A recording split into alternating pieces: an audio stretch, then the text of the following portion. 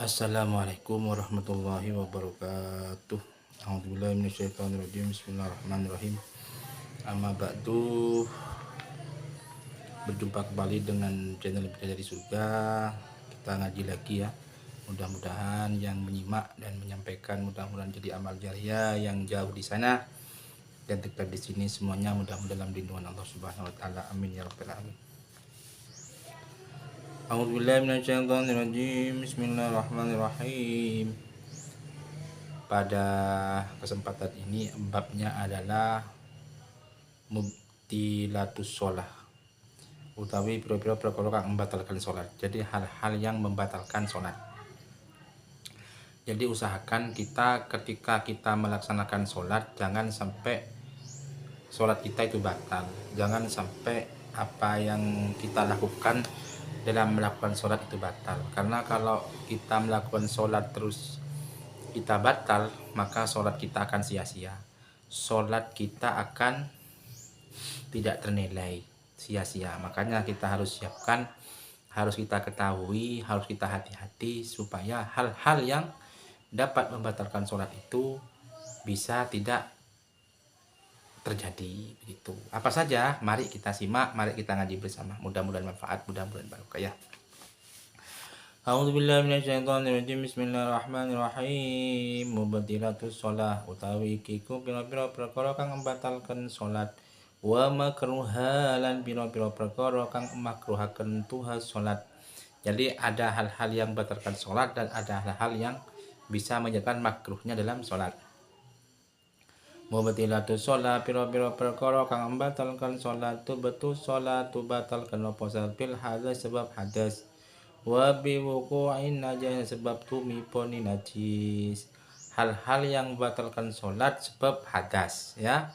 Jadi yang dapat membatalkan sholat sebab hadas. Hadas dua, hadas kecil ataupun hadas besar. Wa biwuqu'in najasah lan tumiponi najis, kena najis ya, badan kita itu kena najis. Ilam lamun ora tulqati buang najis atau najise halan ing dalem sanalika wa bi ingkisafilan sebab kabukae aurati aurat, kebuka aurat ya, hati-hati ya, terutama perempuan. Jadi badan kita itu aurat kita terbuka. Jadi ketika kita melaksanakan sholat dan aurat kita terbuka. Kalau perempuan auratnya itu sekujur tubuh. Jadi sampai ujung rambut sampai ujung kaki semuanya aurat kalau perempuan, kecuali hanya telapak tangan depan dan muka ya, telapak tangan depan dan muka itu tidak apa-apa, tidak aurat. Tapi kalau semua ini sekujur tubuh ini adalah aurat bagi perempuan. Kalau laki-laki itu dari mana? Kalau laki-laki itu dari budel warubatilan dengkul, jadi lutut sampai ke ini pusar ya. Hati-hati, kenali dulu. Jadi kalau kita sholat terus pakaian kita kebuka dan aurat, maka sholat kita akan batal atau tidak sah atau tidak diterima. Mau terima gimana wong sudah batal dalam sholat kita. Makanya kita harus hati-hati, harus kita tahu apa saja yang membatalkan puasa. Lanjut. Ilam lamun ora tusturha, ditutupi aurat. Nah, ketika auratnya tidak ditutupi, tutupi ya, hati-hati.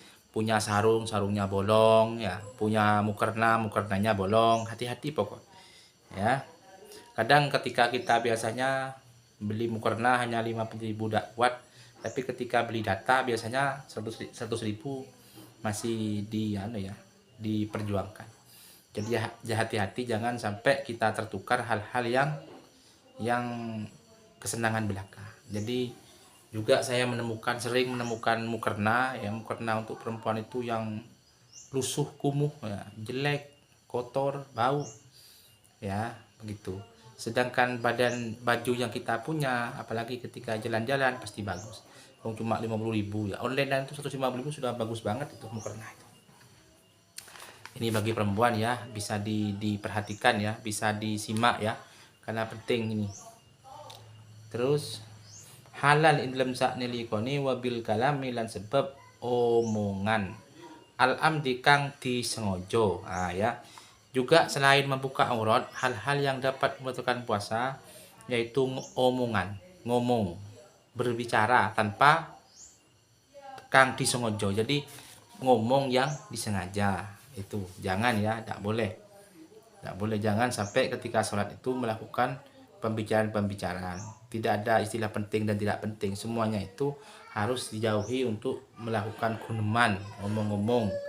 Ya, karena sejatinya sholat itu kan menghadap Allah Subhanahu Wa Taala. Nah, kalau menghadap Allah Subhanahu Wa Taala kita mainan kan bagaimana? Jadi karena kita menghadap Allah Subhanahu Wa Taala, jangan sampai kita bermain ya, atau jangan sampai kita itu tidak khusyuk. Makanya apa yang saya konten sebelumnya, usahakan sholat ini khusyuk. Artinya kita simak, artinya kita resapi, artinya kita dalami. Insya Allah kita khusyuk. Maka ketika kita sholat ini khusyuk, maka akan indah hidup ini. Akan terasa nikmat sholat, nikmatnya sholat itu akan terasa. Makanya kita lakukan sholat dengan khusyuk, artinya kita maknai, ucapkan dengan bibir dengan tepat dan benar, dan resapi dengan hati. Artikan dengan hati, maka akan khusyuk sholat kita. Ketika kita khusyuk, maka selesai sholat, maka pola pikirnya akan menjadi fresh, akan menjadi menyenangkan, akan menjadi kenikmatan. Dan kenikmatan sholat itu ditemukan di situ. Tapi kalau sholat kita itu asal-asalan, pokoknya sholat, ya, pokoknya sholat, tidak bisa. Ya. Harus kita resapi, renungi, khusyuk, harus khusyuk, tepat waktu, istiqomah. Ikhlas, hati itu ikhlas. Kadang kita sholat tidak ikhlas, sholat lagi. Semua itu harus dilakukan dengan ikhlas. Ikhlas, istiqomah. Ya, kita sholat itu bukan mengharap surga, tapi mengharap ridho Allah Subhanahu Wa Taala sebagai kewajiban kita. Kalau kita dilakukan dengan benar, dengan tepat, dengan istiqomah, Allah itu tahu mana hamba yang baik, mana hamba yang buruk. Pasti dicatat oleh Allah, pasti dibalas oleh Allah, pasti diridhoi oleh Allah. Hidup ini intinya kan cuma diridhoi ya. Kita itu beribadah begini begitu, itu hanya berharap ridhonya Allah. Kalau kita itu dapat ridhonya Allah, maka semua isi alam di dunia ini akan kita dapatkan. Jadi kunci hidup itu ridho, ya. Kunci sukses itu ridho. Kalau Allah sudah ridho, semuanya akan terkabul, semuanya akan didapatkan, semuanya akan terjamin. Sudah, ya. Makanya yang kita harapkan bukan surganya, tapi ridho Allah. Kalau Allah sudah ada ridho kepada kita, apa yang bisa kita pengen pasti kita dapatkan. Termasuk surganya Allah Subhanahu Wa Taala. Jadi juga Allah menyediakan surga itu, yang bisa masukkan surga itu bukan karena sholatnya, bukan karena zakatnya, bukan karena puasa atau amal baiknya, tapi karena ridho Allah Subhanahu Wa Taala. Nah, ridho Allah Subhanahu Wa Taala itu harus kita kaji, harus kita pelajari, harus kita istiqomahkan, harus kita perjuangkan, harus kita tingkatkan amal baik kita. Bagaimana cara untuk mendapatkan ridho Allah? Memang setiap saat kita harus untuk menjadi yang terbaik. Kalau salah pasti punya salah, namanya manusia. Tapi yang paling fatal itu ketika kita punya salah dan tidak sadar dengan kesalahannya. Ini yang membuat fatal dalam hidup ini. Kalau semua salah, saya pasti banyak salah. Namanya manusia. Yang tidak punya salah hanya Nabi Muhammad SAW. Kalau semua pasti punya salah. Salah dan benar itu sudah milik manusia. Al-insan wal khata' wan nisyan. Jadi semua itu pasti salah, pasti punya dosa.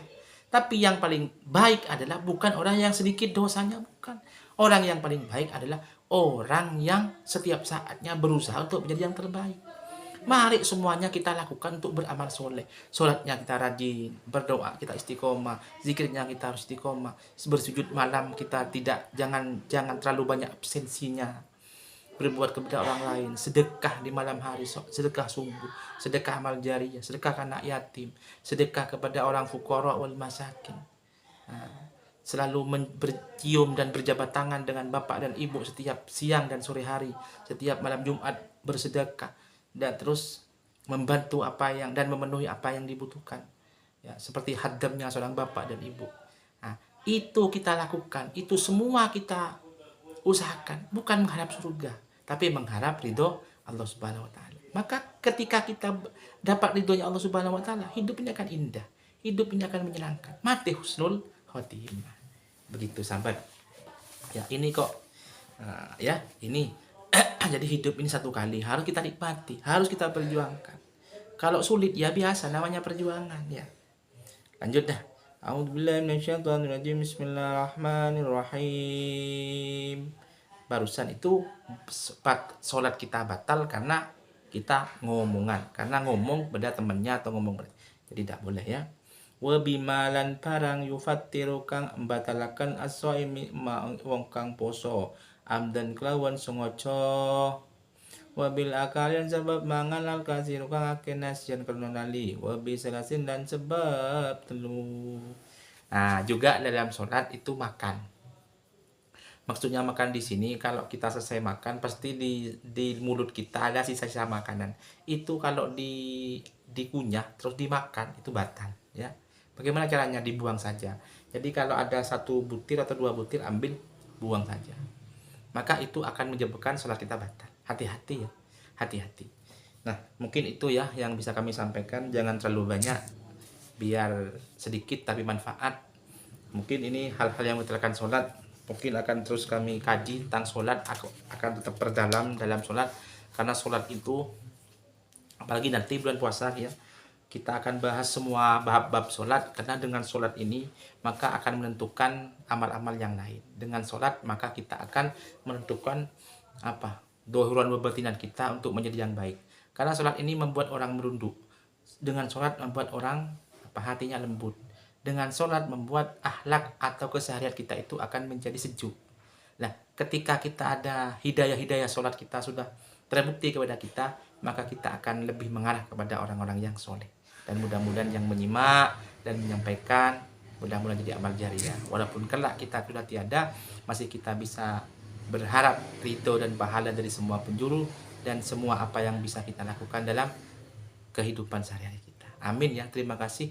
Mudah-mudahan yang menyampaikan mudah-mudahan dapat ridho Allah Subhanahu wa taala. Para subscriber saya semuanya lah mudah-mudahan dilindungi dan dibalas dengan balasan yang setimpal oleh Allah Subhanahu wa taala. Terima kasih. Kami akhiri wallahul muwaffiq ila aqwamit thoriq. Assalamualaikum warahmatullahi wabarakatuh.